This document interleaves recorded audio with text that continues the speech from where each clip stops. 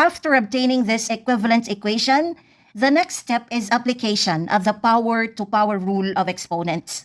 Based on the power-to-power rule of exponents, when a power is being raised to an exponent, keep the base, then multiply the exponent.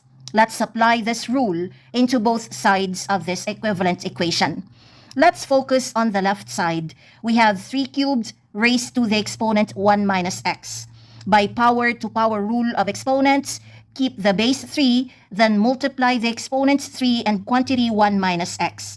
Then apply distributive property of multiplication to obtain the product of these exponents. Distribute 3 into each of the terms inside the parentheses. 3 times 1 is 3, 3 times negative x is negative 3x. So the left side of the equivalent equation becomes 3 raised to the exponent 3 minus 3x. Let's focus on the right side.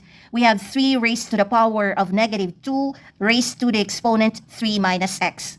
By power-to-power rule of exponents, keep the base 3, then multiply the exponents negative 2 and quantity 3 minus x. Then find the product of these exponents using distributive property of multiplication. Multiply negative 2 by each of the terms inside the parentheses.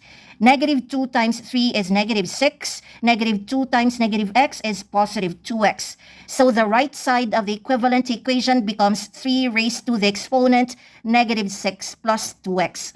So we are able to rewrite this original exponential equation into its equivalent equation in which both sides have the same base. So let's apply the property of exponential equation. Remember that the property of exponential equation states that if both sides of an exponential equation have the same base, their exponents are also equal.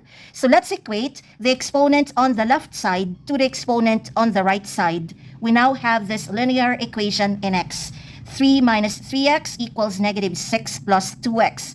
Solve for x by isolating x on one side of the equation. I choose to collect the variable terms or the terms containing x on the right side of the equation and collect the constant terms or the terms that do not contain x on the left side of the equation. By collecting constant terms on the left side of the equation, I don't need this variable term on this side, so eliminate negative 3x on the left side by application of addition property of equality. Add the opposite of negative 3x, which is positive 3x, to both sides of the equation.